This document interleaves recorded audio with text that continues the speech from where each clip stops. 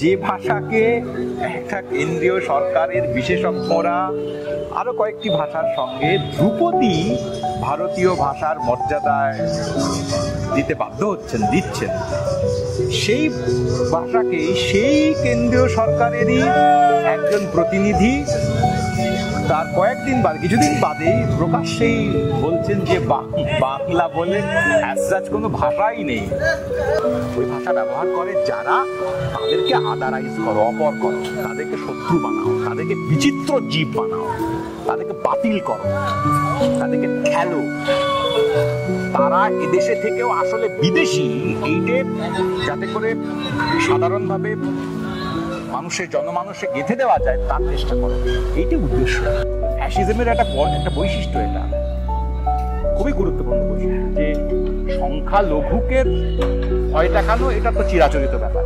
Fascism টিকে থাকতে পারে তখন সে সংখ্যাগুরুকে ভয় দেখাতে পারে।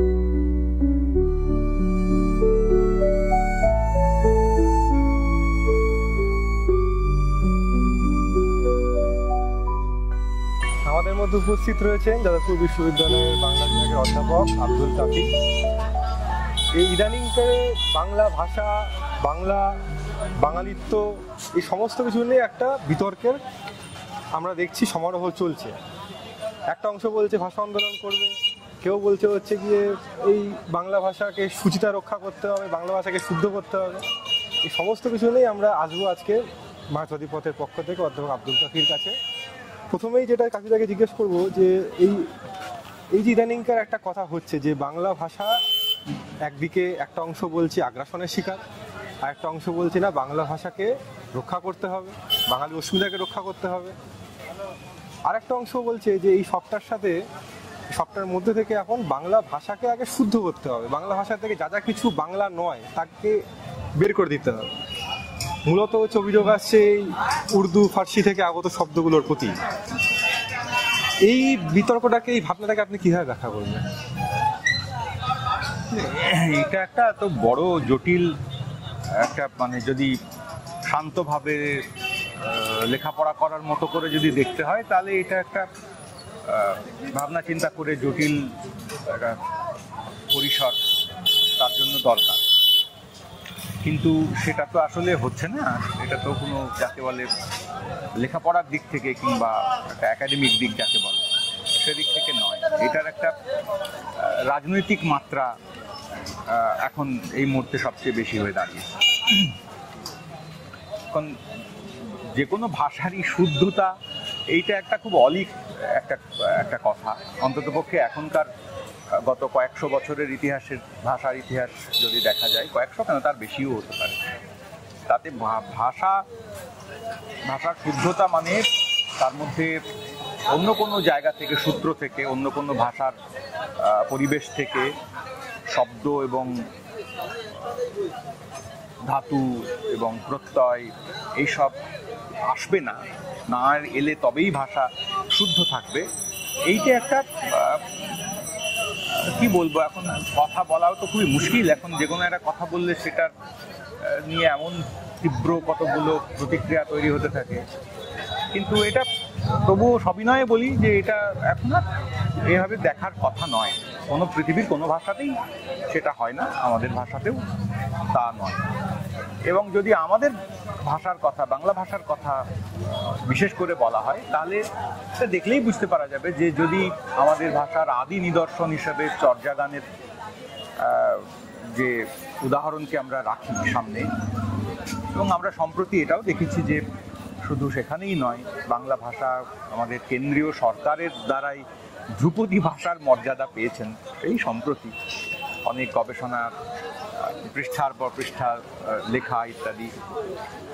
তো তখনই এটা একটু প্রসঙ্গক্রমে বলছি কথাটা, যে যখন এই ধ্রুপদী ভাষার মর্যাদার প্রশ্নটি উঠছিল তখন একদল মানুষ খুবই আহ্লাদিত হচ্ছিলেন। আমারও আনন্দই হয়েছে, ভালোই হয়ে লেগেছে, কেন লাগবে না, বাংলা ভাষার একটা মর্যাদা পাচ্ছে বাড়তি।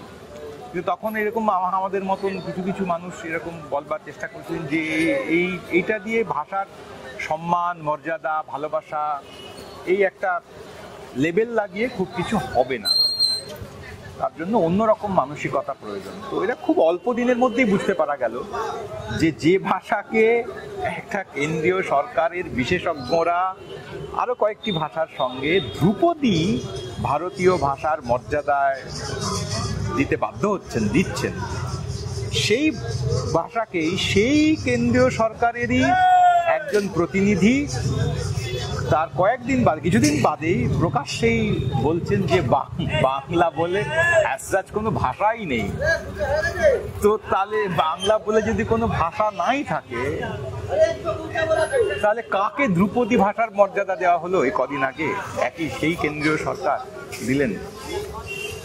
এইটা কি বলা যাবে? এটা বেদনার কথা, এটা খুবই ক্ষোভের কথা, ক্রোধেরও কথা বটে। কিন্তু এখন আসলে আমি আর ক্রুদ্ধ হওয়ার মতন সাহস সম্বলও আমি আর দেখতে পাচ্ছি না। বেদনাটা এত তীব্র, এত বড় যে এটাতে এখন কষ্টের হাসি হয় না এক ধরনের, সেরকম ফ্যাল করে তাকিয়ে হাসার মতন একটা পরিস্থিতি হয়ে দাঁড়িয়েছে। তো আসলে তো কথাটা শুধু ওই রকম নয় যে ভাষাই নেই। এটা জানো তোমরা যে এটার এই সাম্প্রতিক যে বিতর্কটা, সেটা আসলে শুরু হয়েছিল দিল্লি পুলিশের একটা চিঠিকে কেন্দ্র করে, যেখানে কিছু ডকুমেন্ট ওরা পড়তে পাচ্ছেন না। দিল্লিতে তদন্তের কারণে কিছু মানুষজনকে ওরা এক জায়গায় ডিটেইন করেছেন, এনেছেন তাদের কিছু ডকুমেন্ট বোঝবার জন্যে, যে ডকুমেন্টগুলি বাংলাদেশি ভাষায় লেখা। সেই ডকুমেন্টগুলোর জন্য তারা সাহায্য চেয়েছেন আর কি পশ্চিমবঙ্গ সরকারের কাছে। তো সেইটা থেকে শুরু হয়েছিল। তো এটা যদি কেউ বলতেন যে এটা একটা ভুলক্রমে লেখা হয়েছে, যাদেরকে ধরেছি সন্দেহ হচ্ছে যে তারা বাংলাদেশি লোক, তাই তারা যে ভাষায় কথা বলছেন সেটা নিশ্চয়ই বাংলাদেশের ভাষা, এইরকম একটা কথা বলতে চেয়েছি, ভুল হয়েছে, এটা এভাবে লেখা উচিত হয়নি। এইটা যদি বলতেন তাহলে তার একরকম মানে হতো যে ভুল করে লেখা হয়েছে, বাংলায় বলতে চেয়েছি কিন্তু তারা বাংলাদেশি, এই কথাটি এখানে ইঙ্গিত করতে চেয়েছি।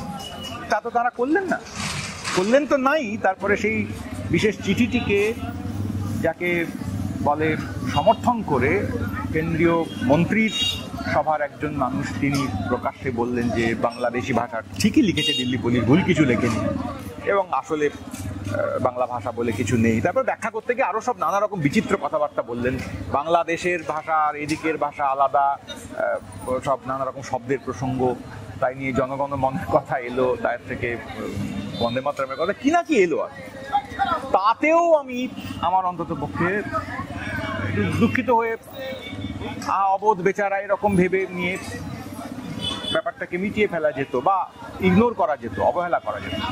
তারপর দেখা গেল যেটা তার অবহেলা করা গেলই না, যে তাদের ওই প্রথমত দিল্লি পুলিশ এবং তারপরে কেন্দ্রীয় সরকারের মন্ত্রী, তাদের এই আশ্চর্য স্পর্ধার, ভ্রান্তির, মিথ্যাচারের, অপরাধের, যাই বলুন, যেভাবেই বলো না কেন, সেইগুলোকে সামনে রেখে আমাদেরই এই বাংলা ভাষার স্বনামধন্য মানুষেরা অনেকে, কেউ বাংলা ভাষায় যারা রোজ কথা বলেন তারাও অনেকে সেইগুলোকে জাস্টিফাই করবার চেষ্টা করতে থাকে। এবং সেই সূত্রে এই প্রসঙ্গটা এলো যে বাংলাদেশের বাংলা ভাষাটা আসলে বাংলা ভাষা নয়, এই বাংলায় যে বাংলা ভাষা সেটাই আসলে বাংলা।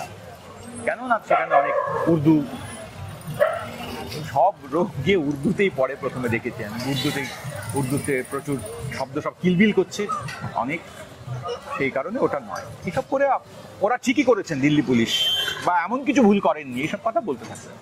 এবং তখনই শুদ্ধ করার প্রসঙ্গটা এলো, যে শুদ্ধ বাংলা ভাষা হচ্ছে এইসব শব্দ, এইসব তথাকথিত বিদেশি শব্দ, আরবি, ফার্সি, তুর্কি, সব কিছু নেই, এরকম এতে যায়।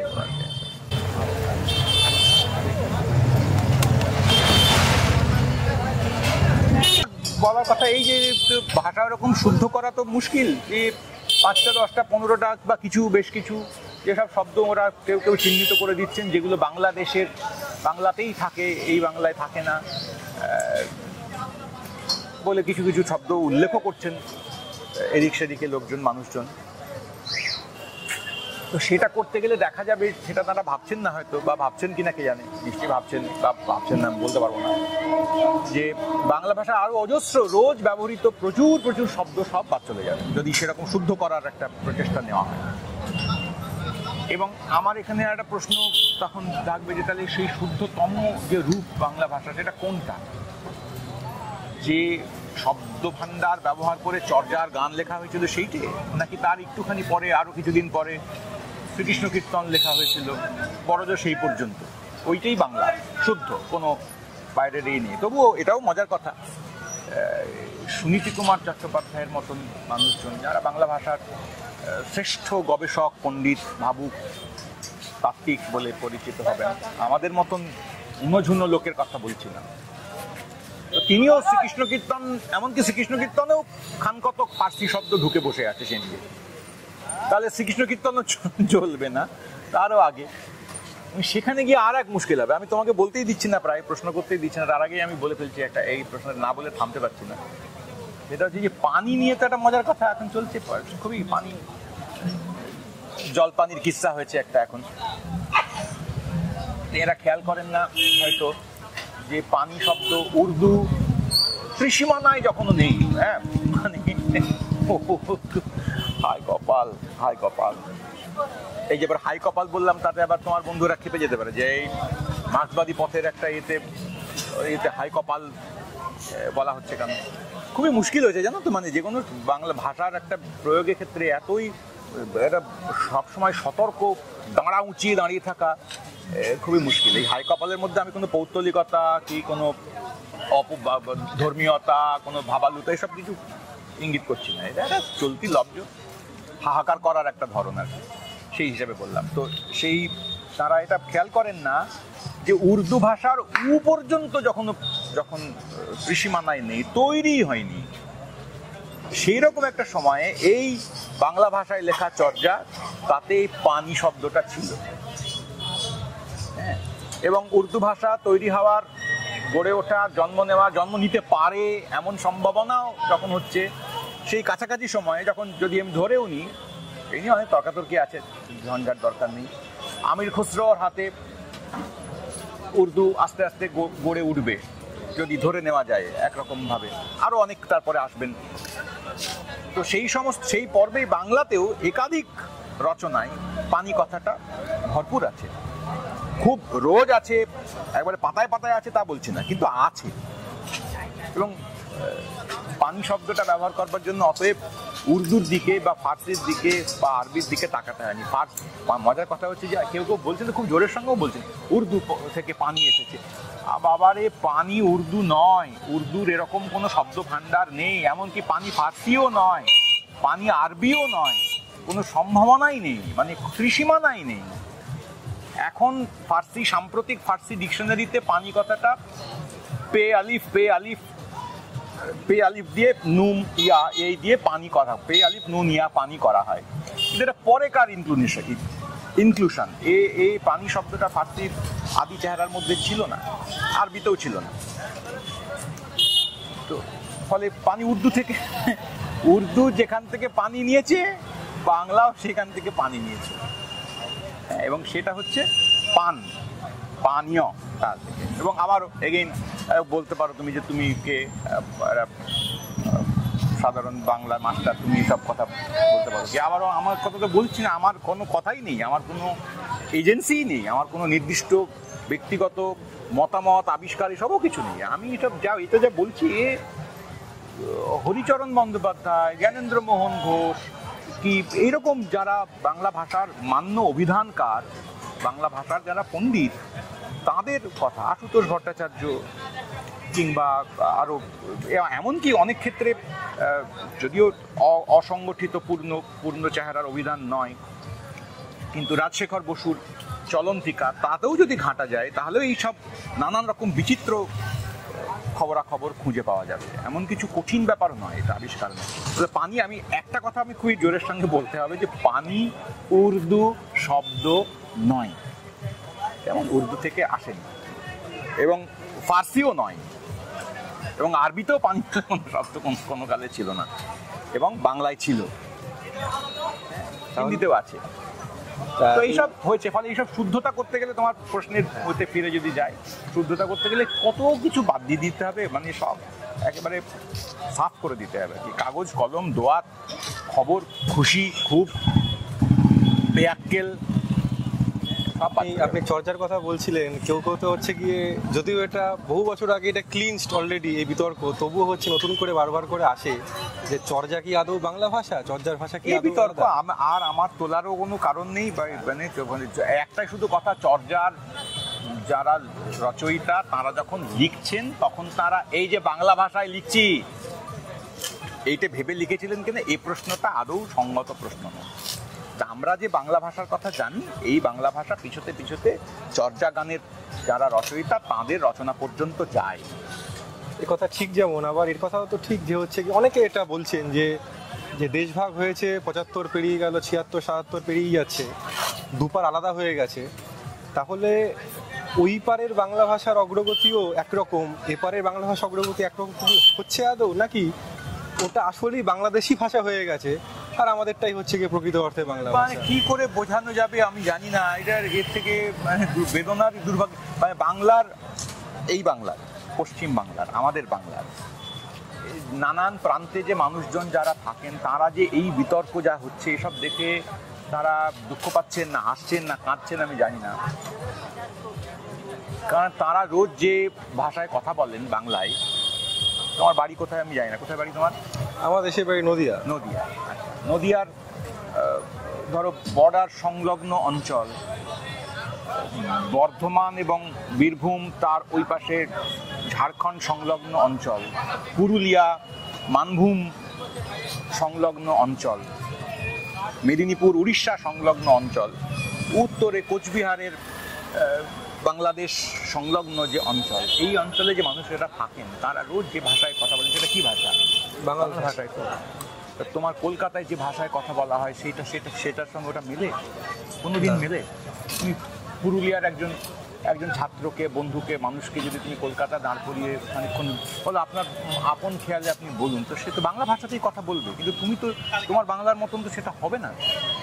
তাহলে তুমি বাংলাদেশের বাংলার সঙ্গে এখানকার অনেক অমিল হয়েছে, এই যে কথাটা বলে তোমার একটা, তোমার মানে তোমাকে বলছি না, মানে তোমার তোমার একটা বিরাট আনন্দ হচ্ছে এটা এই আবিষ্কারে, তো তোমারই বাংলার মধ্যে কতগুলো বাংলা আছে, কতগুলো বাংলা ভাষা আছে, তুমি জানোই না আসলে সেটা, তোমাকে বলছি না, খেয়ালই করো না, এবং বা ওটাকে তুমি এই পরম ঔদ্ধত্যে তোমার এই আশ্চর্য জ্ঞানের আর পাণ্ডিত্যের আর কিসের ক্ষমতার বা যাই বল কিসের ঔদ্ধত্যে তুমি যে এই একটা কলকাতা এবং শান্তিপুর হুগলি এই একটা বৃহত্তর যে অংশ তার যে প্রচলিত কথ্য বাংলা সেইটাকেই কেবলমাত্র বাংলার চেহারা বলে তুমি যদি বসো, তুমি ইতিমধ্যেই বাংলাদেশকে নিয়ে ভেবে লাভ নেই, তুমি তো ইতিমধ্যেই বাংলার একটা বড় অংশকে বাদ দিয়ে দিয়েছো।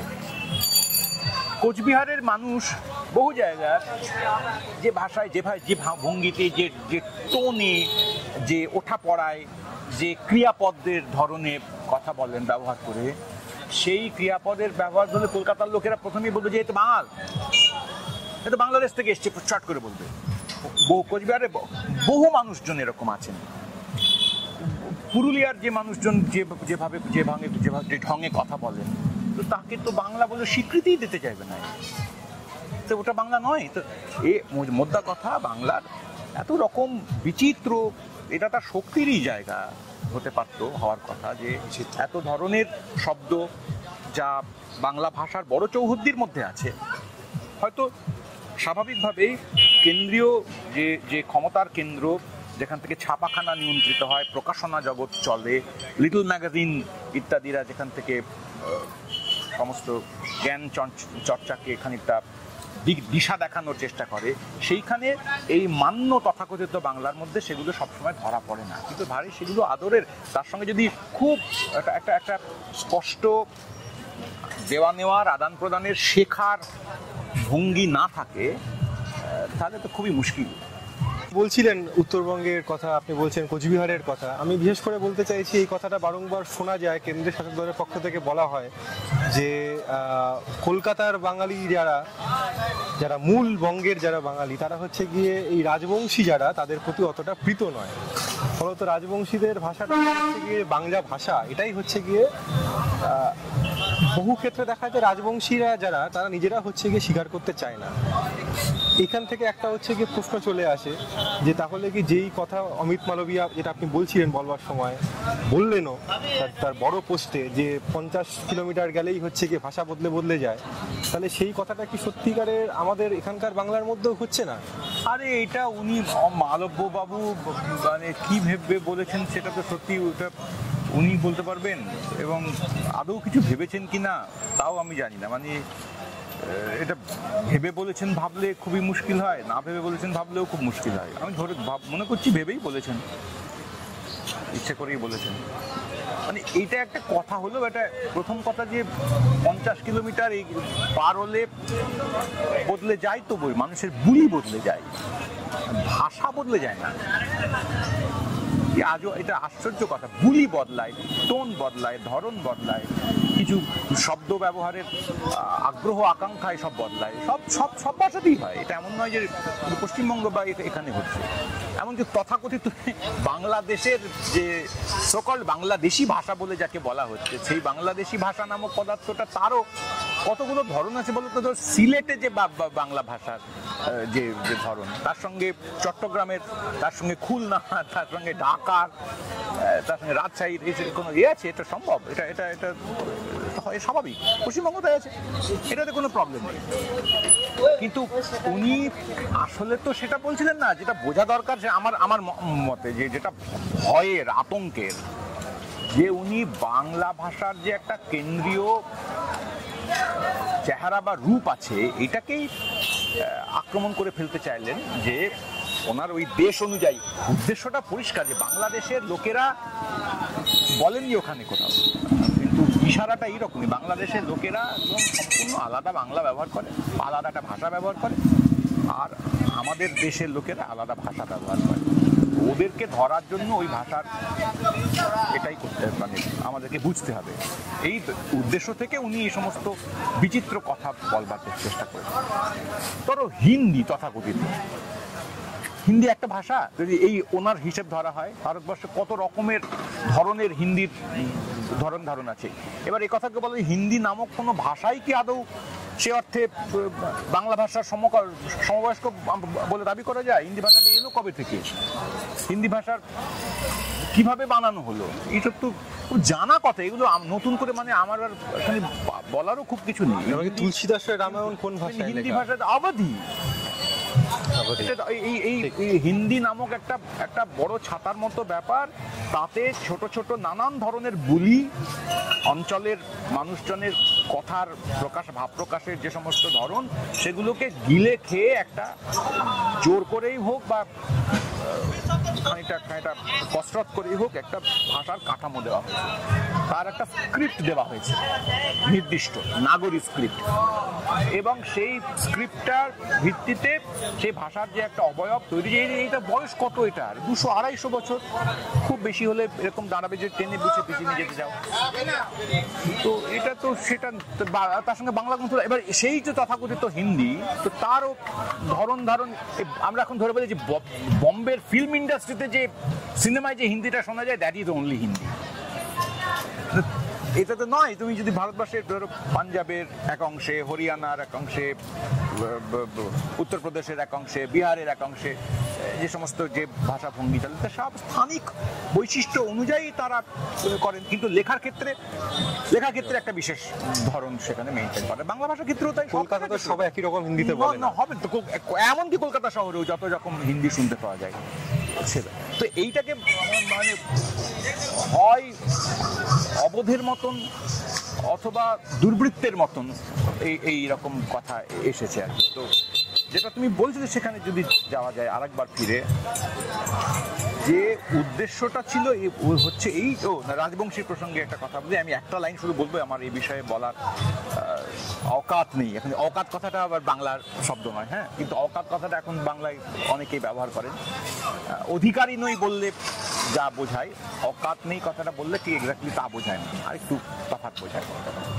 তো আমি দুটোই বলছি, বাবা আমি অধিকারী নই এবং আমার অকাত নেই যে যেরকম ভাবে বুঝবে না। তো অতটা আমার বলার ক্ষমতা নেই, কিন্তু এটুকু আমি বলতে পারি যে গাজোয়ারি বা জবরদস্তি ভাষা প্রসঙ্গে খুবই একটা অনুচিত ব্যাপার। হ্যাঁ, রাজবংশী ভাষার প্রশ্নে যারা ভিন্ন ভিন্ন মত প্রকাশ করেন তারা অনেক সময় গাজোয়ারি করেন, ওটা নয় আর ওটা হ্যাঁ এরকম। একটা ভাষার স্বতন্ত্র প্রকাশভঙ্গি আছে, একটা স্বতন্ত্র ইতিহাস আছে, তার সঙ্গে একটা জাতিসত্তার প্রশ্ন জড়িত হয়ে আছে, কত ধরনের আবেগের প্রশ্ন জড়িত হয়ে আছে, সেগুলোকে এক কথায় তো উড়িয়ে দেওয়া যায় না। ভাষাতাত্ত্বিক প্রমাণ ইত্যাদি নিয়েও সুদীর্ঘ বিচার চর্চা এই সমস্ত আলোচনা করা উচিত এবং প্রয়োজন বটে। ফলে এগুলো চটজলদি সিদ্ধান্তের দিকে যাওয়া খুবই মুশকিলের কথা। কিন্তু তার থেকেও বড় কথা হচ্ছে, আমি রাজবংশী প্রসঙ্গটুকুতে যদি নাও ঢুকি তা সত্ত্বেও বলছি, যারা সাধারণ বাংলা ভাষাতেই কথা বলেন কোচবিহার জলপাইগুড়ির বৃহৎ অংশের মানুষ, যারা পূর্ববঙ্গীয় টান বলতে যে কথাটা আমরা সচরাচর বুঝি সেটাকে মানে ভরপুর সেটাকে ব্যবহার করেন এবং তারা বাংলায় বলে এবং বেশ করে। একই রকম ভাবে এই যে প্রচুর কথা এখন চলে যাচ্ছে না, যে এইসব শব্দ এখন হচ্ছে, ধরো গোসল, আম্মা, আব্বা, নাস্তা, গোস্ত, এইসব শব্দ ব্যবহার, চাচা, ফুপু, খালা।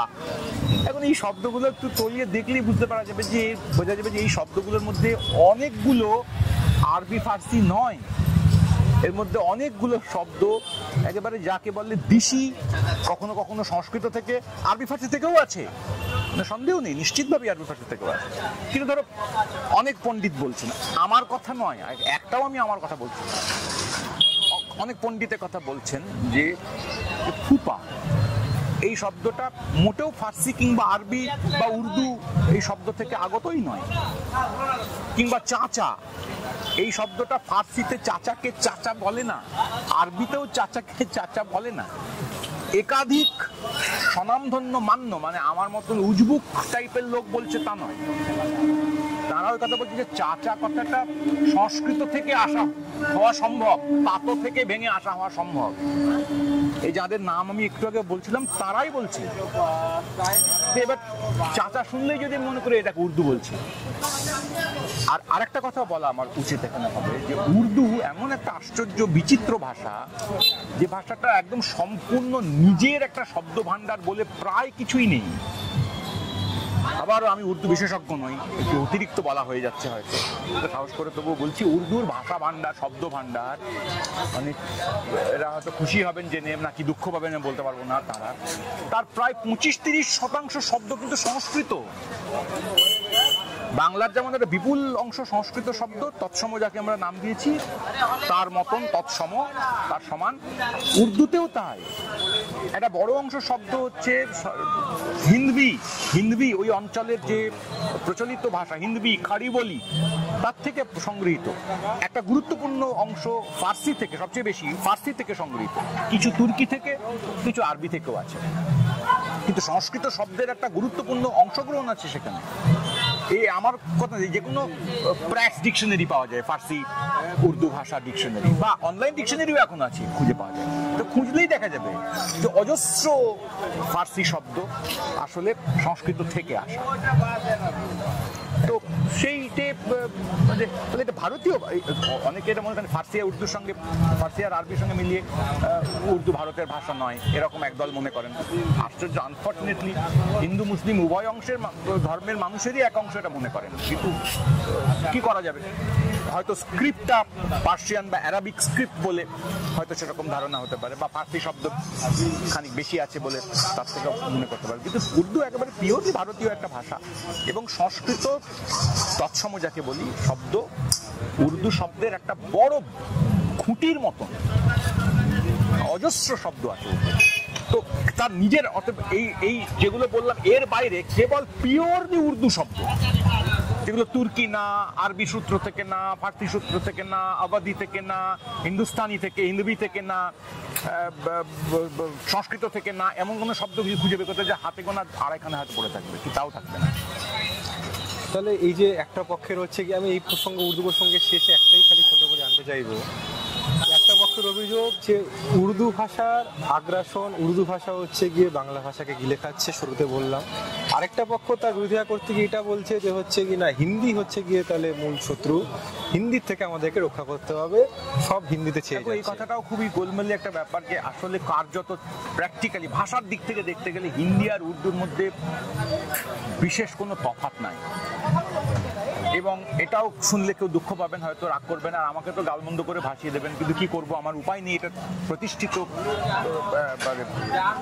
সংস্কৃতি জগতে প্রতিষ্ঠিত কথা। কালের বিচারও দেখা যায়, তাহলে হিন্দি বলতে যে ভাষাটাকে আজকে আমরা বুঝি, সেই ভাষাটি উর্দুর অনেক পরে তৈরি হয়। আর উর্দু, এটাও তার সঙ্গে বলার কথা যে উর্দু, এই কথাটাও, যে ভাষাটাকে উর্দু আমরা বলি, সেটাকে প্রথম থেকে উর্দু বলা হতো না, তার অন্য বিভিন্ন নাম ছিল। যেমন একটা নাম ছিল রেখতা।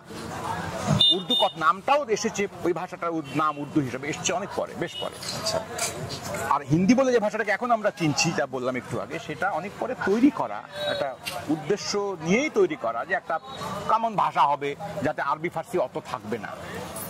কিন্তু ওরকম ভাবে তো বাঁধা যায় না। ভাষার বৈশিষ্ট্য হচ্ছে সাধারণ লোক, তুমি নিয়ম কানুন করবে, সমাজের উপরে থাকা লোকজন, ক্ষমতা থাকা লোকজন, ধর্মীয় উদ্দেশ্য থাকা, সাম্প্রদায়িক উদ্দেশ্য থাকা লোকজন তারা করতে পারো। কিন্তু যাকে বাংলায় বলে পাবলিক, তারা এসবে তোয়াক্কা করে না, কিছুই তোয়াক্কা করে না, তারা আপন খেয়ালে বলে। ফলে যে উদ্দেশ্য নিয়ে হিন্দি করা হয়েছিল একটা, যে এর স্ক্রিপ্ট হবে নাগরি, পার্সিয়ান স্ক্রিপ্টের থেকে আলাদা হতে হবে, এর ভাষা হবে ফার্সি থেকে মুক্ত অনেকখানি যত সম্ভব, কিন্তু সাধারণ মানুষের ব্যবহারে ইত্যাদিতে সেটা ঘটেনি। হিন্দি আর উর্দু পরস্পরকে প্রভাবিত করতে থেকেছে। প্রচুর হিন্দি বা ওই রকম শব্দ, তৎসম শব্দ ফার্সি উর্দুতে গেছে, আর উর্দু ভাষায় ব্যবহৃত হতে থাকা প্রচুর ফার্সি আরবি শব্দ ফার্সি আরবি থেকে সরাসরি নয়, ওই উর্দুর মারফত হিন্দিতে গেছে। ধরো আমি তোমাকে বলি, আজ থেকে 50, 60, 70, 80 বছর আগে যে বম্বের ফিল্ম ইন্ডাস্ট্রি, বিখ্যাত সমস্ত ছবি, চলচ্চিত্র, গান, তার অনেকগুলিকে আমরা হিন্দি সিনেমা বলে বা হিন্দি গান হিসেবে জানি, কিন্তু সেগুলো পিওর উর্দু গান। এবং উর্দু যারা লেখক, যারা লিখছেন, সাহির লুধিয়ানভি, তার অজস্র গান, অসামান্য শ্রেষ্ঠ কবিদের, হিন্দি সাহিত্যের, উর্দু সাহিত্যের কবিদের মধ্যে পড়বেন। তো তার যে গান, তার নজমি বলো কিংবা গজলই বলো, তো সেইগুলি কি ভাষায় লেখা? তো উর্দুতে লেখা, কিন্তু ওতে হিন্দি বলে আমি গ্রহণ করেছি। এবং সেই সমস্ত গান এবং সেই গ্রহণ করার মধ্যে দিয়ে আমার ভাষা ভাণ্ডারেও তো সেই সমস্ত শব্দ ধীরে ধীরে আমি কখনো কখনো প্রয়োগ করতে থেকেছি।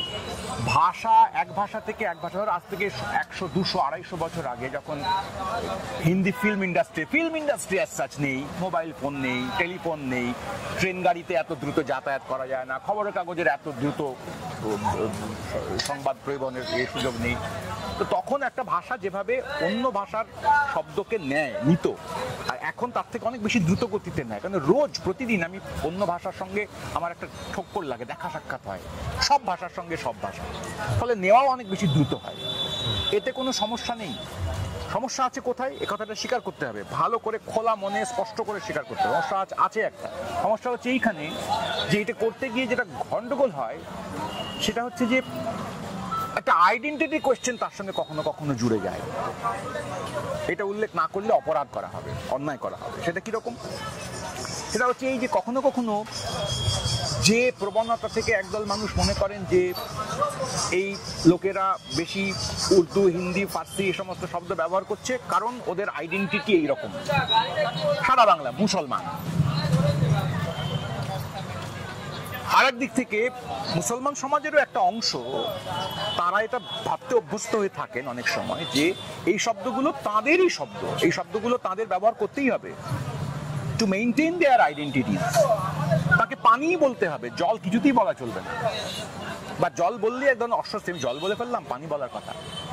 তিনি যে পানি বলছেন, সেও যে ফার্সি থেকে আগত কোনো শব্দ নয়, এটা না জেনেই তিনি এই আইডেন্টিটির সঙ্গে একটা শব্দ ব্যবহারকে জুড়ে রেখেছেন।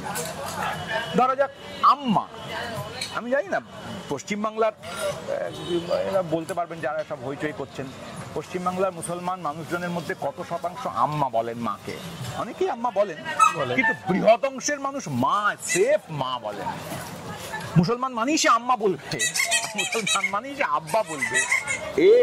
কোনো একটা Stereotype. সরল একটা ঘটনা। মুসলমান মানেই সে হচ্ছে গোশত বলে আর নাস্তা বলে, সকালবেলা সে কিছুতেই জল খাবার খায় না, নাস্তাই খায়, আর কিছুতেই সে মাংস খায় না, গোশতই খায়। আর ও খাই বলেই আমি কিছুতেই গোশত বলতে পারবো না, আর আমার কিছুতেই নাস্তা খাওয়া যাবে না, কারণ মুসলমান খায়। এই দুটোই একই রকমের কি বলবো পাগলামি। এইখানে আমি যেটা বলতে চাইবো, এটা এটা এটা ইন্টারেস্টিং কথা প্রশ্ন, যে আম্মা এই শব্দটা এলো তো, আম্মা শব্দটা মুসলমান ব্যবহার করে বলে ধারণা করা হয় অনেকে। তো আম্মা শব্দটা কোথা থেকে এসেছে? আম্মা কি ফার্সি শব্দ? ফার্সি থেকে আম্মাকে, মাকে আম্মা বলা হয়? নো। আরবিতে বলা হয়? নো। আম্মা কথাটা এলো কোথা থেকে?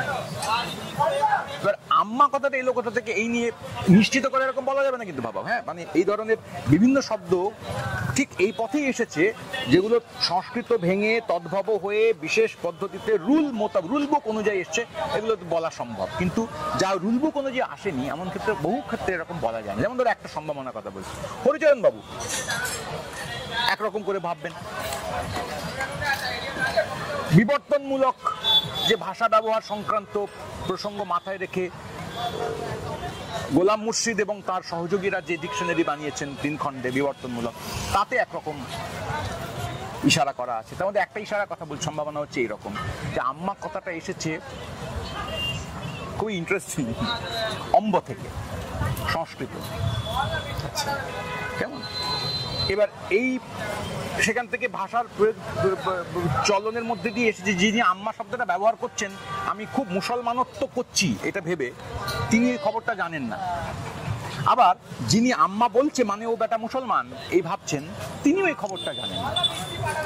আব্বা, এগেইন এই আব্বা কথাটা কিসের শব্দ, কোন ভাষাকার শব্দ? আচ্ছা, বাবা নিয়ে একটা প্যাঁচ আছে। বাবা নিয়ে প্যাঁচ আছে কিরকম? বাবা নিয়ে একদল মনে করেন যে বাবা শব্দটা তুর্কি, যেটা ফার্সি হয়ে বাংলায় ঢুকেছে, এটা সম্ভাবনা, খুবই সম্ভাবনা। তুর্কিতে বাবা আছে, ফার্সিতেও বাবা ব্যবহৃত হয়, কিন্তু বাবা শব্দটার অন্য একটা আবির্ভাবের সূত্র তাও হওয়া সম্ভব। এও বলেছেন কেউ কেউ, বাবা কথাটা বাংলায় এসছেন বপ্র থেকে। এই ইশারা আমি কিছু বলছি না বাবা, আমি জানি না, আমার অত জ্ঞান নেই। এই সব লিখিত, পণ্ডিতদের হাতে লিখিত, ওই বিবর্তনমূলকই আছে। বপ্র, তার থেকে বপ্প, তার থেকে বাপ, তার থেকে বাবা হয়ে থাকতে পারে, হতে পারেই না এটা আমি বলতে পারবো না, হয়েছে এটাই, বাকি কিছু না তাও আমি বলতে পারবো না। তো ফলে বাবা তুর্কি থেকে ফার্সি হয়ে গোটাগুটি এসেছে, এটা হওয়া সম্ভব। আবার বপ্র থেকে ভেঙে এসেছে, তা হওয়া নিতান্ত অসম্ভব তা নয়। যখন বিশেষ করে বাংলার মধ্যযুগের কাব্যে সোনা রূপা নহে বাপা এ বেঙা পেতল, এই বাপা যে আছে বাংলায়, ভরপুর বাংলায়, তো সেই বাপাই পরিবর্তিত হয়ে বাবা হয়নি, এ কথা কি আমি বুকে হাত থেকে বলতে পারবো? আমি পারবো না। হতে পারে, আবার বাবা থেকে আসতে পারে, আলী বাবার গল্পের সঙ্গে বাবা এসেছে বাংলায়, এটা হওয়া অসম্ভব নয়। কিন্তু এই মারামারিটার কোনো মানে নেই যে আমি বাবা বলছি মানে আমি অমুসলমান, আমি আব্বা বলছি মানে আমি মুসলমান। আব্বা শব্দটা একটা অ্যারামিক শব্দ, জানো? অ্যারাবিক বলছি না, আরামিক শব্দ, তাতেও আব্বা আছে। তাতে আমি কি করবো তাহলে? ফলে এইটা ওই রকম ভাবে ভেবে খুব একটা কাজ আমার ধরো, আর এরকম অজস্র শব্দের নমুনার কথা বলা যায়। কিন্তু মুশকিল হচ্ছে যে এই শব্দগুলো যারা ব্যবহার করেন, মানুষ শব্দ ব্যবহার করে কি করে? ভাষা তো আমরা কেউ বেছে নিই না, এটা সবচেয়ে মজার কথা। আমরা মানুষ এটা যদি এরকম ভাবেন, বন্ধুরা, পণ্ডিতেরা, লেখকেরা, সমাজকর্মীরা, তারা প্রচণ্ড ঘেন্নার চাষ করতে করতে যে ও আলাদা, ও আলাদা, ওকে বের কর, উদ্দেশ্যটা বাবা আসলে ওকে বের কর। ভাষার প্রসঙ্গটা তোলা এটা একটা ছল, অজুহাত। আসলে ওকে আমার পছন্দ নয়, কেন না ওরকম করে দাঁড়ায়, কেন না ওরকম করে ও তাকায়, কেন না ওরকম করে ও জামা পরে, কেন না ওরকম শব্দ ব্যবহার করে। তো ওই শব্দ ব্যবহার করছে তো শুধু ওই শব্দগুলোই ব্যবহার করছে, আর কিছু করছে না। যারা করছে পশ্চিমবাংলার অনেক মানুষ, এই বিতর্কের পরে যে মানুষজন, যে মুসলমান জনসমাজটি যারা সত্যি গোসল বলেন, সব মুসলমান মাত্রই গোসল বলেন, কিছুতেই চান স্নান বলেন না, এটা একটা মূর্খামি। হ্যাঁ, আর যারা গোসল বা কি বলে নাস্তা বলেন, তারা একেবারে ভেবে চিনতে বলছেন, কিছুতেই ওদিকে যাব না, তাও নয়। ভাষা পরিস্থিতি বলে একটা পদার্থ হয়, ভাষা পরিস্থিতি তুমি পড়লে কোথায়? কোনো ভাষা তুমি বেছে নাওনি, কেউ বেছে নেয়নি, তুমি গিয়ে পড়েছো। থ্রোন ইনটু যাকে বলে একটা বিশেষ পরিস্থিতিতে তোমাকে ফেলা। তুমি সকালবেলা উঠে দেখছো যে তোমার ঘুম থেকে উঠে দেখছো যে চারপাশের লোকেরা নাস্তা বলে, তুমি নাস্তা বলছো। তুমি কি ফার্সি বলছো জেনে বলছো নাস্তা? নাস্তা ফার্সি, খবরদার নাস্তা বলবো না, ফার্সি বলছে, আলাদা হতে হবে ওর থেকে। নাশপাতিতে কি হবে তাহলে? তো দোকানে গিয়ে নাশপাতি তুমি কিনবে না, তো ফার্সি।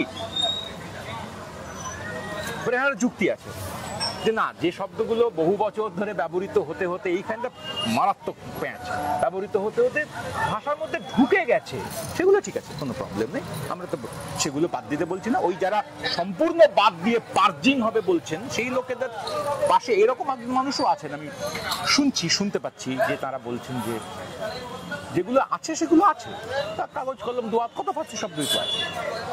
চৌধুরী, মজুমদার, এসব পদবিও তো আসলে ঠিক হুবহু বাংলা বা তৎসম জায়গা থেকে পাওয়া নয়, আর কত আছে, মুক্তার চোক্তার প্রচুর আছে, সেগুলো বাদ দিয়ে দেবো না, তা দেবো না। যেগুলো জোর করে করা হচ্ছে সেগুলো আমরা বাদ দিতে বলছি, যে গাজোয়ারি করা হচ্ছে, আমি একমত এটার সঙ্গে। কখনো কখনো গাজোয়ারি হয়, যেমন ধরো ফর এক্সাম্পল, এটা এক কথায় কোনো উত্তর হয় না, কিন্তু তবুও বলছি। ধরো যদি কেউ মনে করেন যে আমার পরিবারের কেউ একজন মারা গেছেন, সেটাকে বলতে গিয়ে আমাকে ইন্তকালই বলতে হবে, মারা গেছেন বলতে পারবো না, প্রয়াত হয়েছেন বলতে পারবো না, মৃত্যু হয়েছে বলতে পারবো না, আমার বলতে ইন্তকাল করেছে। ইন্তকাল না বললে আমার যথেষ্ট মুসলমান হওয়া হলো না, এরকম যদি কেউ ভাবেন, দুর্ভাগ্যজনক, কোনো সন্দেহ নেই তাতে। এইটার মধ্যে দিয়ে বিশেষ আইডেন্টিটি রক্ষিত হয় না।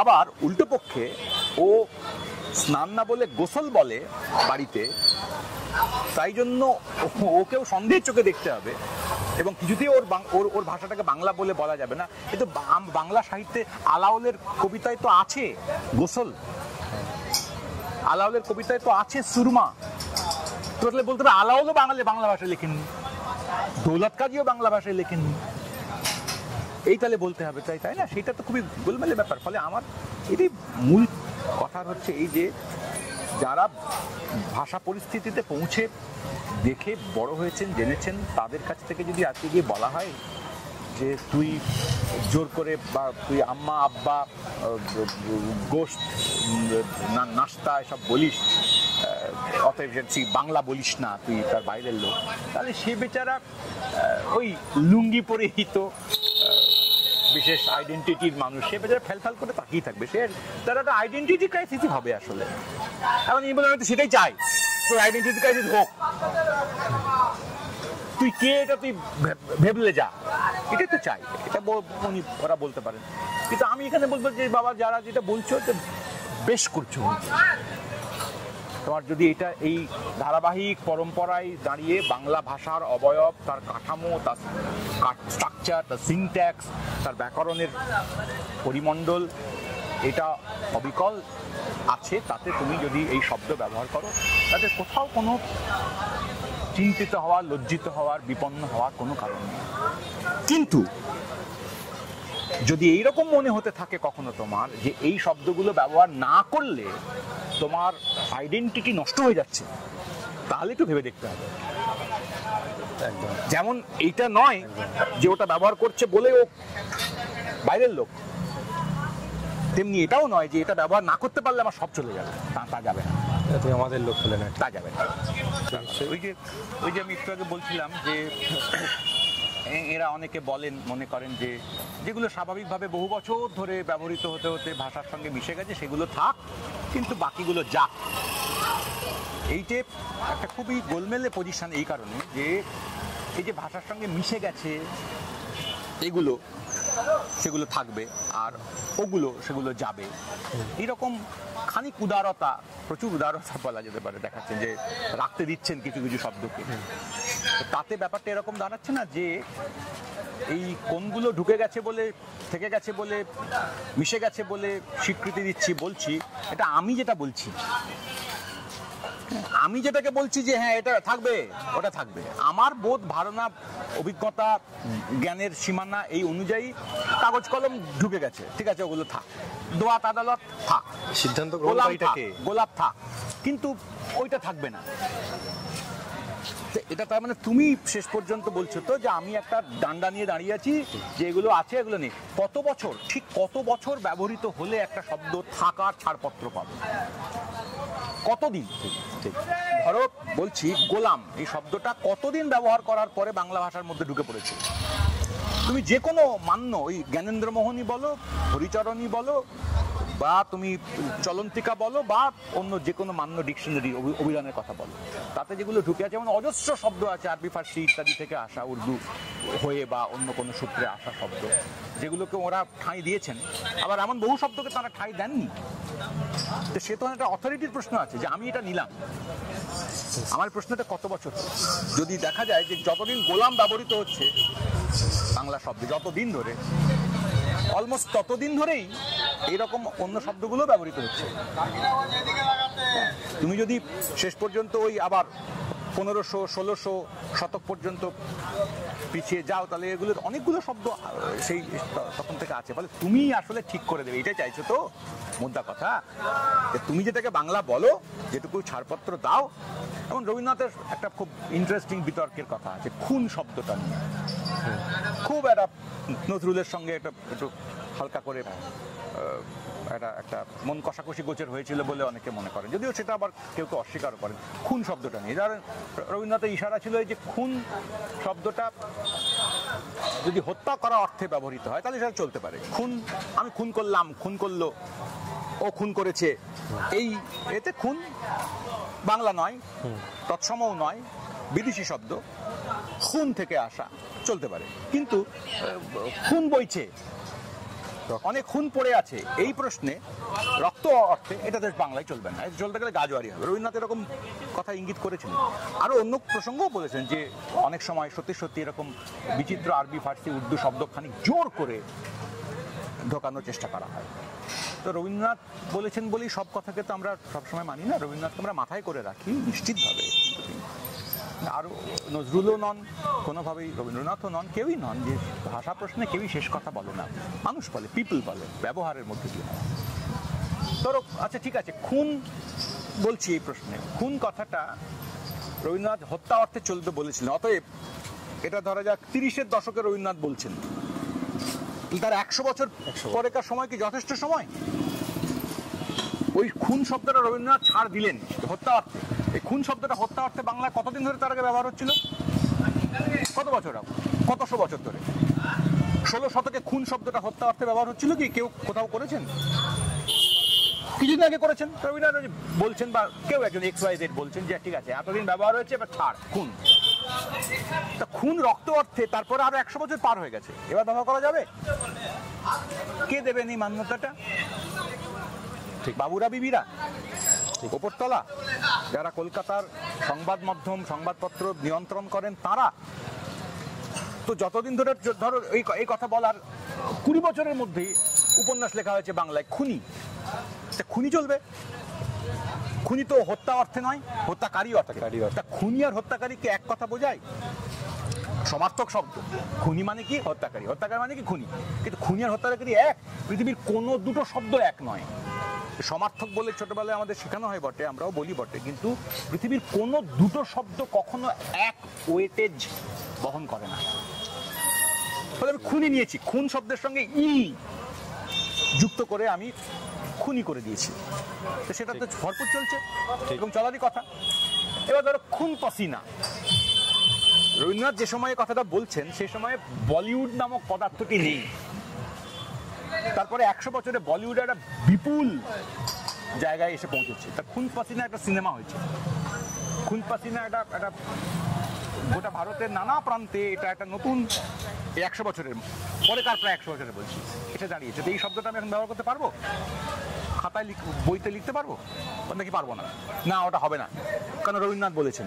ধরো খুন খারাপি, হবে না? হবে না। খুন খারাপই একটা বিশেষণ আকারে ব্যবহার, এটা হবে কি হবে না? বাংলা উপন্যাসে হয়েছে, সঞ্জীব চট্টোপাধ্যায়ের উপন্যাসে খুন খারাপি রং, একটা কাপড়ের রং হিসেবে সঞ্জীব বলছে খুন খারাপি রঙের কাপড় পরেছে, তো এটা হবে কি হবে না? ফেলুদার গল্প আছে, তো তাহলে বসপুকুরে খুন, তাহলে এবার খুন খারাপই আছে, খারাপি তার থেকে পরে খারাপি হয়েছে। আমি আরো খানিক বাংলা করে নিয়েছি, এ তো রোজ করি এবং করবই। এখানে যদি কেউ বলে যে না রবীন্দ্রনাথ বলেছিলেন খুন হত্যা অর্থে হবে, রক্ত অর্থে হবে না, আরো কত অর্থে হচ্ছে।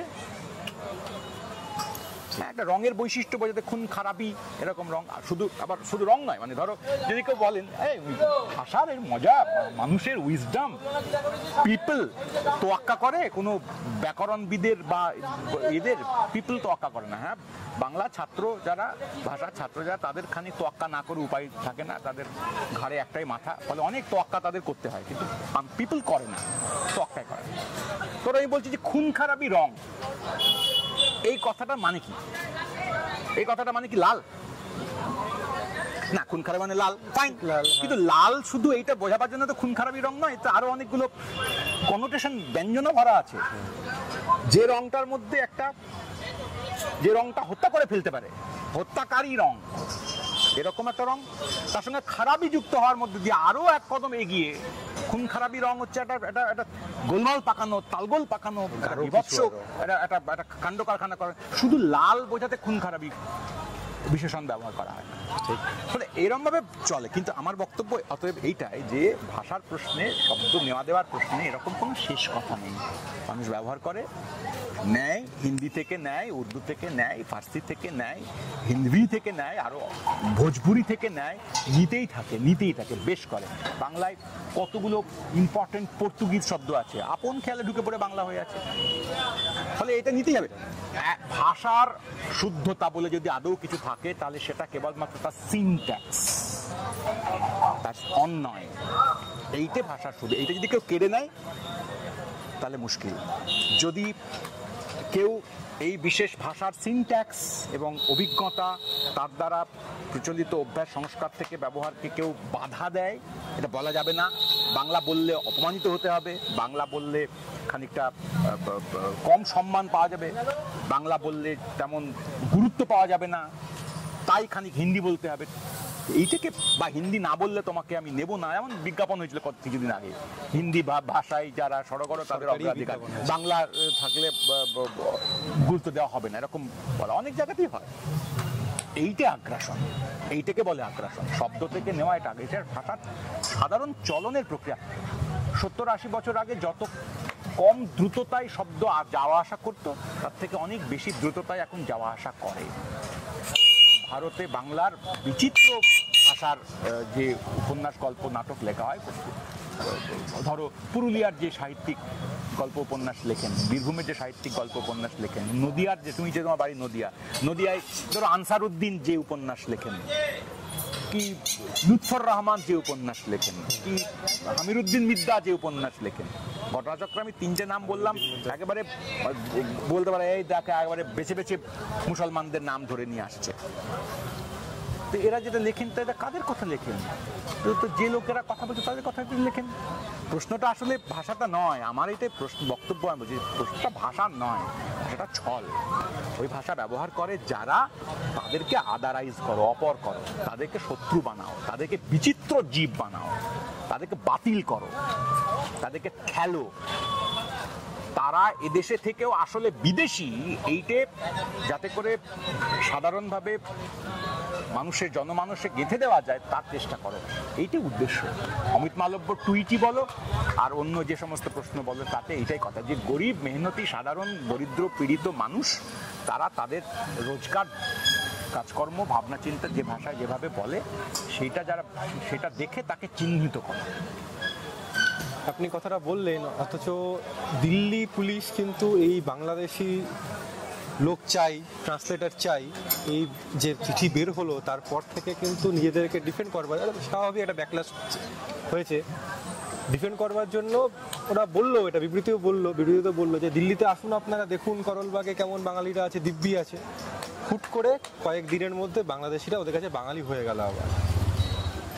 এইটা কিভাবে দেখছেন? এটা খুব সোজা নয়, আমার তো মানে খুব একদম কোনো জটিলতার কিছু জায়গায় দেখতে পাচ্ছি না। যে সোজা কথায়, অতএব যে বাঙালি প্রতিষ্ঠিত গৃহীত ক্ষমতাতন্ত্রের দ্বারা, উচ্চ বৃত্ত বর্ণ ইত্যাদির দ্বারা ছাড়পত্র পাওয়া, স্যাংশনড বাংলায় কথা বলেন, তারা বাঙালি। যারা সেই ছাড়পত্র দেয়নিও, তুই বলছিস কি করে মূর্খ গরু ছাগল, তুই বলছিস কি করে আমি ছাড়পত্র দিইনি, তারপরেও তুই কথাগুলো বলছিস, এই শব্দগুলো ছাড় নাই। সুনীতি কুমার চট্টোপাধ্যায়ের কথা একটু আগে বলছিলাম না, সুনীতি কুমার চট্টোপাধ্যায় অনেক দিন আগে 30-এর দশকে, এই তো আবার 100 বছর নদিয়ার কথায়, নদিয়ার একটা সভায় একটা বক্তৃতা দিয়েছিলেন, অসম্ভব চমকপ্রদ বক্তৃতা। সেই বক্তৃতাটা পরে প্রবন্ধ আকারে প্রকাশিত হয়। ওর বাংলা ভাষা সংক্রান্ত, বাংলা ভাষা প্রসঙ্গে বলে যে গ্রন্থ, তার মধ্যে এই লেখাটি আছে। সেই বক্তৃতাটার বিষয় ছিল বাংলা ভাষার কুলুজি। হ্যাঁ, বাংলা ভাষার কুলুজি কি, মানে কোত্থেকে এলো আর কি। তাতে বিচিত্র সমস্ত কথা বলেছিলেন সুনীতি কুমার। আজকে বেঁচে থাকলে ওকে যাতা অসম্মানের মধ্যে পড়তো। তাতে অনেক কথার মধ্যে উনি এই কথাগুলো বলেছিলেন যে ইন্টারেস্টিং খুবই, যে বাংলা ভাষায় এই প্রসঙ্গে, এটা আজকের নয় যে তুমি 2100 বছর আগেকার একটা পরিস্থিতির সঙ্গে তুমি একদম খাপে খাপে মিলিয়ে দিতে পারবে। উনি ওখানে বলছেন সুনীতি কুমার যে সম্প্রতি একটা আশ্চর্য আরজামি দেখতে পাওয়া যাচ্ছে। আরজামি শব্দটাই লিখেছেন সুনীতি কুমার, যেটা ভাষার ক্ষেত্রে খুব, বাংলা ভাষার ক্ষেত্রে খুবই গোলমেলে। এবং তারপরে উনি সিদ্ধান্ত করছেন, বলছেন মারাত্মক, বলছেন বাংলা ভাষা আসলে একটি অনার্য ছাঁচে ঢালা আর্য ধরন, আর্য ভাষার ধরন, ছাঁচটা অনার্য, এ কথাটা। এবং তারপরে আক্ষেপ করে বলছে, এ কথাটা আমি বলছি, এ কথাটা এখন হয়তো লোকে মানবে না, কিন্তু একদিন নিশ্চয়ই মানবে। সুনীতি কুমারের পরে 100 বছর, ওই কথা প্রায় 100 বছর পার হতে চলবে, এ কথা কেউ মানেনি। সুনীতি কুমারের বক্তব্য ছিল যে বাংলা ভাষার ছাঁচ অনার্য ছাঁচ, এবং উনি দ্রাবিড় ভাষার ছাঁচের সঙ্গে, তামিল তেলুগুর সঙ্গে বাংলা ভাষার ছাঁচের সাদৃশ্য লক্ষ্য করেছিলেন, এবং বলেছিলেন যে ওই আর্য ভাষার অংশ প্রসঙ্গ এখানে এই ছাঁচে পড়ে ঠিক অবিকল আগের সাধারণ চলন অনুযায়ী আর থাকেনি, সে অনেক এদিক ওদিক হয়ে গেছে। এবং কোল, বিশেষ করে কোল মানে অস্ট্রিক বড় অর্থে ভাষা সংস্কারের প্রসঙ্গ ওই লেখার মধ্যে এবং অন্যত্র সুনীতি কুমার একাধিকবার এই কথা বলেছেন। তো এবার এই একই রকম ভাবে আজকে এইটা হচ্ছে, তো ওই তুমি যে করলবাগ ইত্যাদি কথা বলছো, একটু উচ্চবিত্ত এলাকা যারা ওই মান্য তথাকথিত বাংলায় হয়তো কথা বলেন, তো সেখানে যদি আবারও বলছি পুরুলিয়া কিংবা কোচবিহারের কোনো একটা লোক গিয়ে ওখানে পড়ে, তো তাকেও এই কথা শুনতে হবে। এই বাংলাদেশি বলছে ওকে ও অপর, ওখানে ওটাও বাংলা নয়, কি ভাষায় বিচিত্র ভাষায় কথা বলছে, তখন এটি ওকে এটা শুনতে হবে।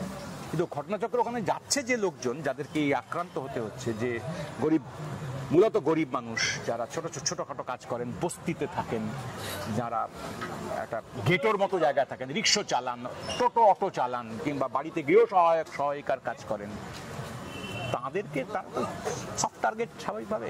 এটা ভেবার কোনো কারণ নেই। আজকে ওইটার উপর দিয়ে যাচ্ছে মানে কালকে করলবাগ পর্যন্ত আসবে না। এখন বললে করলবাগ ভালো, ওটা খারাপ, এটা হয়ে যাওয়ার পরে এবার করলবাগও খারাপ হবে।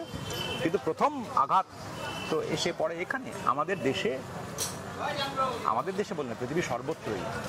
ওই অনেকদিন আগে একটা এঙ্গেলসের একটা কথা ছিল না, তুমি জানবে, ওই origin of family and private property and state বইতে ইংরেজ একটা ইনসাইটফুল কথা ইশারা করেছেন, যে এই ব্যবস্থায় মেয়েরা সাধারণভাবে দুবার শোষিত হয়। একবার শ্রমজীবী মেয়েরা, একবার সে শ্রমিক বলে শোষিত হয়, আর একবার সে মেয়ে বলে শোষিত হয়। আনফর্চুনেটলি এই যে ঘটনা পরম্পরা, সেখানে দেখা যাচ্ছে যে একটি শ্রমিক, সে শ্রমিক বলে শোষিত হয়, গরিব, এবং সে মুসলমান বলে শোষিত হয়। আর একটি মুসলমান মেয়ের ক্ষেত্রে এটা 3বার শোষণ। একবার সে শ্রমজীবী বলে শোষিত হয়, একবার সে মেয়ে বলে শোষিত হয়, একবার সংখ্যালঘু মুসলমান বলে শোষিত হয়। থ্রাইস। এই প্রধান আক্রমণের উদ্দেশ্যটা এইটা। তুমি আমাকে বলবে, একদম ঝাঁ করে বলবে, যে কেন ওখানে তো শুধু মুসলমানরা হচ্ছে না, হিন্দুরাও হচ্ছে, অনেক হিন্দু, গরিব হিন্দু, তারাও তো হচ্ছেন, প্রচুর হচ্ছেন। কিন্তু যা ট্র্যাক রেকর্ড সম্পর্কে আমার যা ধারণা, এই যারা এইসব বলছেন করছেন, তাদের ট্র্যাক রেকর্ড থেকে আমার এটা মনে হচ্ছে আমার মনে হয় ভুল হতে পারে, হলে আমি শুধরে নেব যে ওটা কোল্যাটারাল, ওটা মূল উদ্দেশ্য নয়। এই যে বাংলাদেশি শব্দ ব্যবহার করার পরে পরেই কারা বাংলাদেশি ভাষায় কথা বলছে বলে এখানকার অনেক মানুষজন যারা শব্দের উদাহরণ দিতে শুরু করলেন না, যদিও কথা ছিল আইডেন্টিটি ডকুমেন্ট, তাতে এসব নাস্তা গোসল এসব থাকে না, থাকার কথা নয়। ফলে পয়েন্টটা সেটা নয়, ওরা আসলে অন্য কিছু বুঝছিলেন। তো ওইটা করতে গিয়ে ওইটাই মূল উদ্দেশ্য, কিন্তু ওটা করতে গেলে তো প্রথমে করা যাবে না, ফলে প্রথমে সকলকেই ধরতে হয়, তারপর বাদ যায় ওটা। এই যে আপনি বলছেন এবং এখান থেকে মানে আরেক টেররাইজ করা, বাবা এটা মূল কথা, একটা টেররাইজ করা, একটা আতঙ্ক পরিস্থিতি তৈরি করা। কি প্রজেক্ট আছে এখানে মনে হচ্ছে? প্রজেক্ট আছে মানে এইটা যেভাবে দেখো, এই খেপামিটা কেন করছে এই সময় হঠাৎ করে? খেপামি কেন হবে? এটা মোটেও খেপামি না, এটা সুচারু। আমার তো এটাকে খেপামি বলে মনে হয় না, এটা সুচারু। টেররাইজ না করে কিছু কিছু পরিস্থিতি থাকে যেখানে টেররাইজ না করলে, হিংস্রতা না দেখালে ও টিকে থাকতেই পারবে না। ওটা ওর একটা ভয়ের ব্যাপার, যত যদি ও হিংস্র হতে পারে তাহলে ও নিজে আইডেন্টিটি ক্রাইসিসে পড়তে যাবে যে কি আমি হিংস্র হচ্ছি না, আমি কাউকে টেররাইজ করছি না, আমার ভয় দেখানো চলছে না। কি ও ভয় দেখাতে পারলে ওর এক ধরনের তৃপ্তি হয়, ও সেফটি বোধ হয়, নিরাপদ থাকে আর কি। ফলে ওকে ভয় দেখাতেই হবে, যে তা না হলে শেষ পর্যন্ত এই কোণঠাসা করা যাবে না, মানে আধিপত্য তৈরি করা যাবে না, লোক সংখ্যা প্রান্তীয় করে দেওয়া যাবে না। আমার পয়েন্টটা সেটা না, আমার পয়েন্টটা খুবই বেদনার। এটা ধরো যে লোকটা আমি বাংলা ভাষায় কথা বলে আব্বা কিংবা আম্মা বলে, যে লোকটা হয়তো পানি বলে কিছুই না জেনে, সে শুধু ভাষা পরিবেশে আছে বলে বলে, সে বেছে বেছে আমাকে আরবি বলতে হবে, ফার্সি বলতে, এইসব ভেবে বলে না। সে ভাষা পরিস্থিতি, ওই লোকটাই যদি জন্মের পরে তুলে নিয়ে গিয়ে ওকে তুমি আর একটা কোনো অন্য বস্তিতে ফেলে দিতে, তাহলে অন্য ভাষাই বলতো। এটা একটা অ্যাক্সিডেন্ট। সেই যে লোকটা বলে এসেছে এতকাল, সে যে কি বিড়ম্বনা এবং বেদনার মধ্যে আছে, সেইটা ভেবে আমার খারাপ লাগছে, কষ্ট হয়। এটা বলছে বলে এরকম কত শত মানুষ।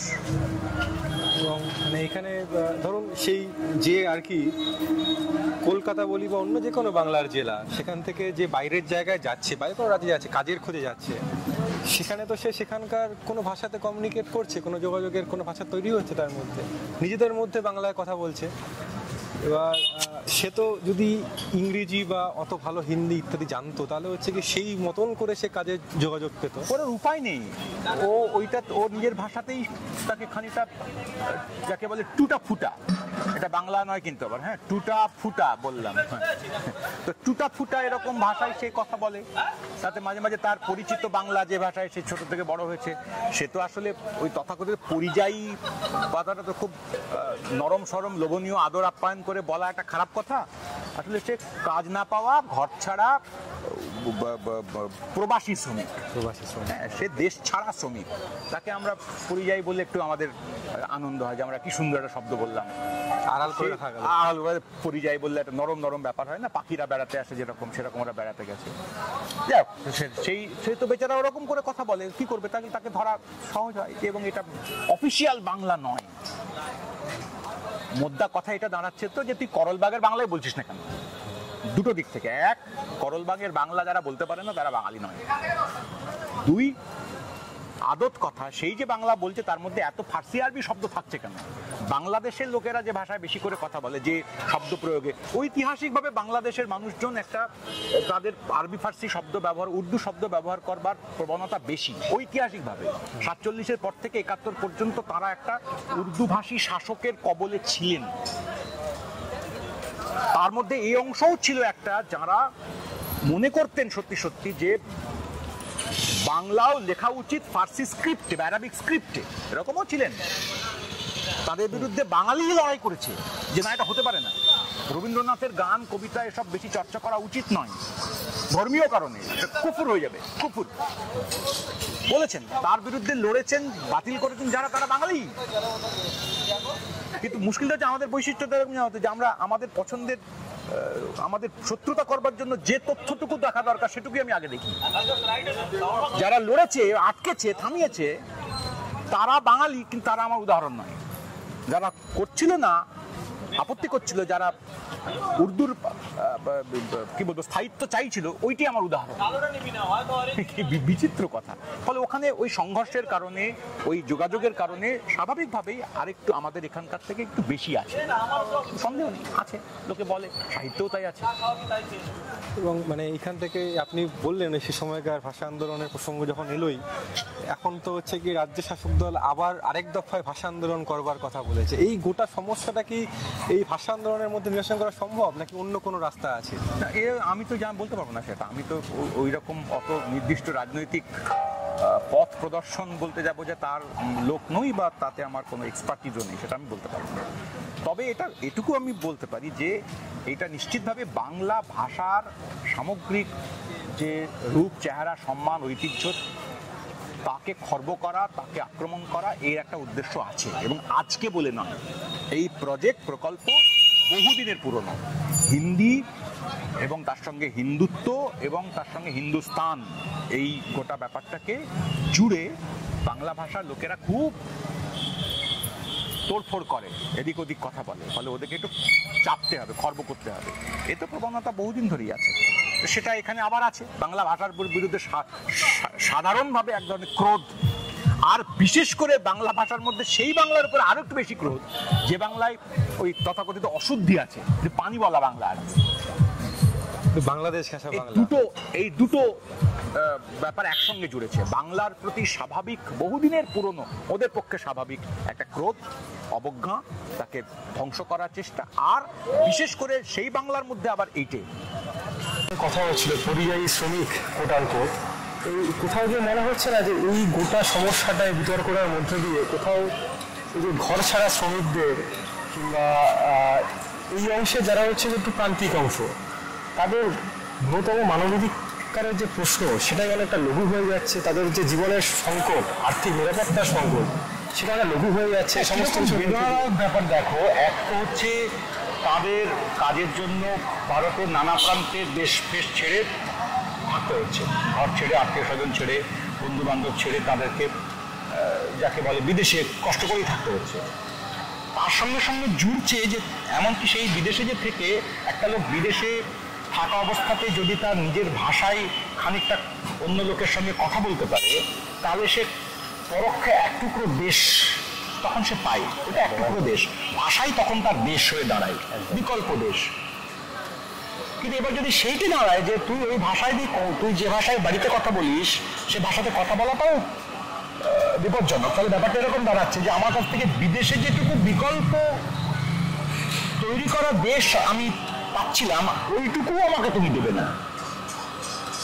আমাকে ওইখানেও স্থির করে দেবে তুমি বা তোমরা যে আমি ঠিক কি কি শব্দ ব্যবহার করব, কি কি শব্দ ব্যবহার করলে তবে ওটাকে বাংলা ভাষা বলা হবে।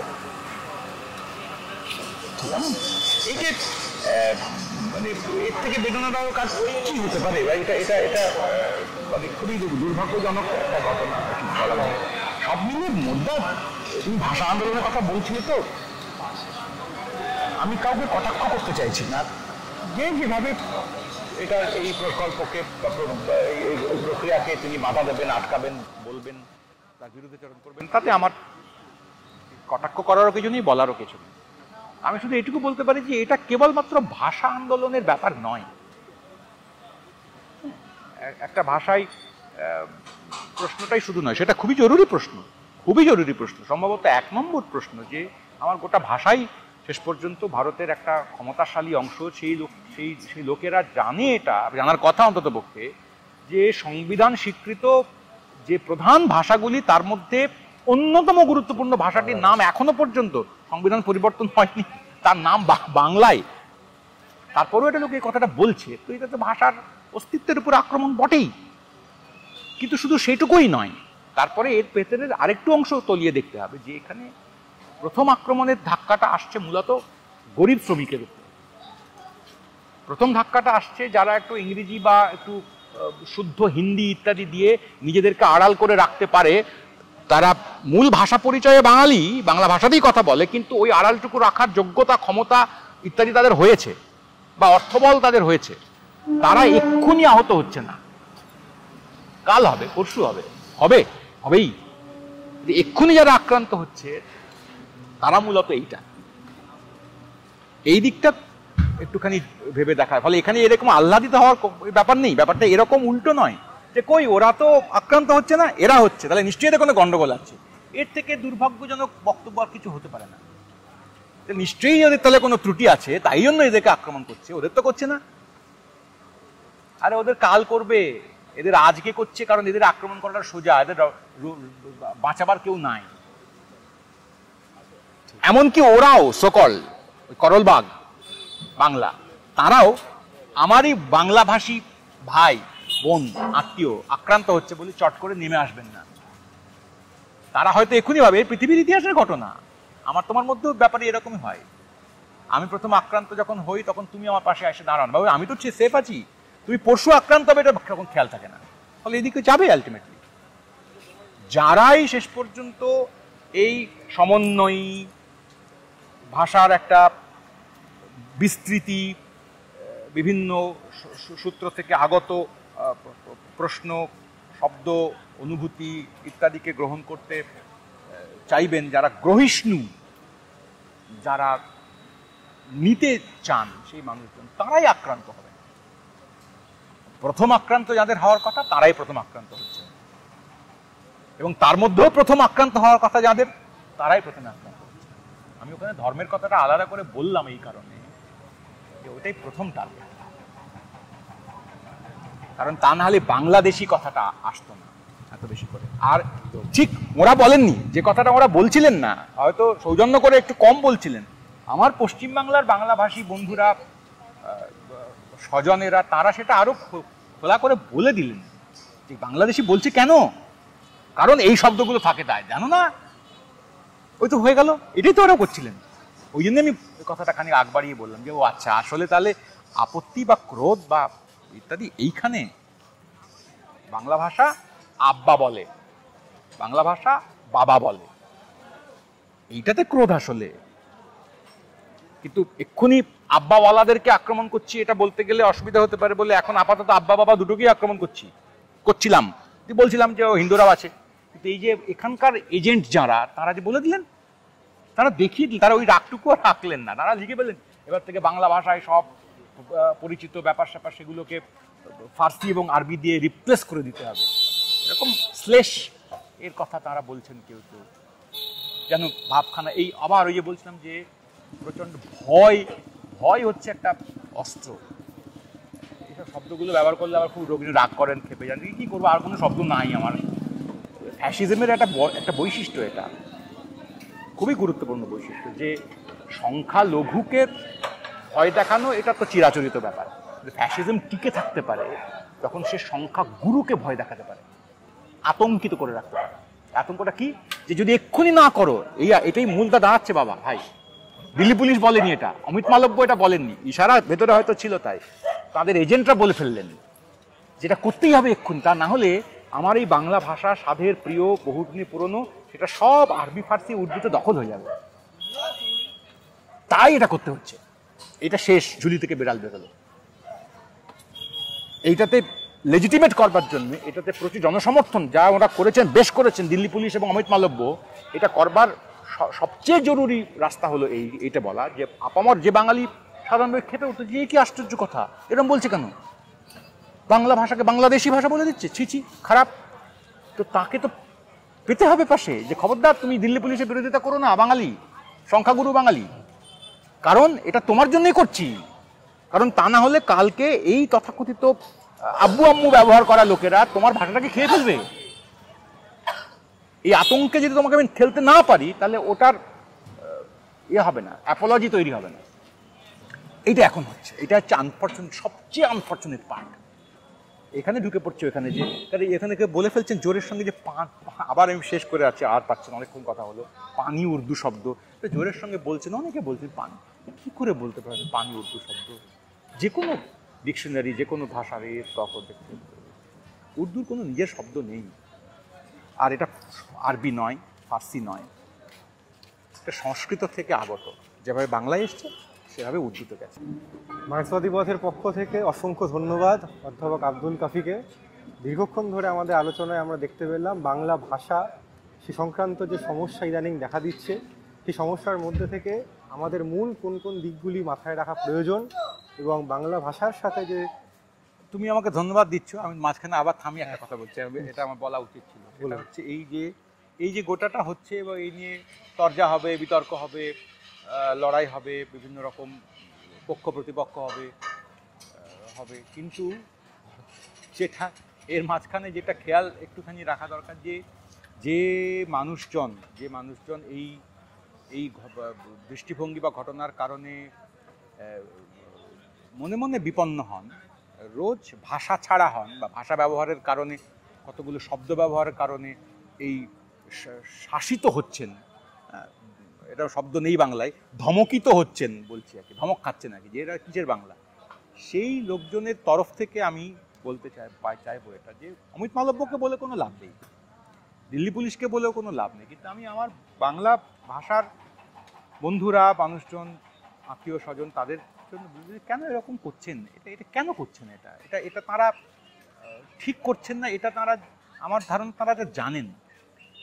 হ্যাঁ, এই 12টি 15টি 50টি শব্দ ব্যবহারের মধ্যে দিয়ে এইটা করাটা ঠিক হবে, যে এটা একটা দিন থেমে যাবে, এটা দিয়ে কোথাও বিশেষ যাওয়া যাবে না, সত্যি ভাষা থেকে সব পার্জড হয়ে সব ফার্সি, আরবি, উর্দু, সব সকল মুসলমানি শব্দ চলে যাবে না, চাইলেই যাবে না, কিন্তু একদল অকারণ নিরপরাধ, মানে কোনো সাথে পাচ্ছে না থাকা, শুধু এটি ভাষা পরিস্থিতিতে ছুঁড়ে ফেলা মানুষ হিসেবে বেশ কিছু লোক, ঘটনাচক্রে তারা ইসলাম ধর্মাবলম্বী, তারা খুবই বিপন্নতায় থাকবে, তারা কিছু করতেও পারবে না, তারা ফ্যাল করে তাকিয়ে থাকবে আপনাদের দিকে। এইটা আপনাদের করা কি খুব ঠিক হচ্ছে?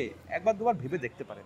এইটা আমার বলার, যে অমিত মালব্য বা দিল্লি পুলিশকে জাস্টিফাই করা, তাদের অবস্থানকে লেজিটিমেট করার জন্য, এইটা অনুচিত হচ্ছে, এর বিষ বহুদিন চলবে। অমিত মালব্য ভুলে যাবে মানুষ, আপনাদের এটা ভুলতে পারবে না। দিল্লি পুলিশের ওই একখানা দায়িত্বজ্ঞানহীন বোগাস চিঠি, এটা আমার গায়ে লাগবে, এটা তো আমার বাইরের লোকের কাছ থেকে আসা, ওই অপমান আমার গায়ে লাগবে না, লাগবে, রাগ হবে, ক্ষোভ হবে, আমি বুঝে নিতে পারবো, কিন্তু আমার আত্মীয়, ভাই, বন্ধু, তার কাছ থেকে এই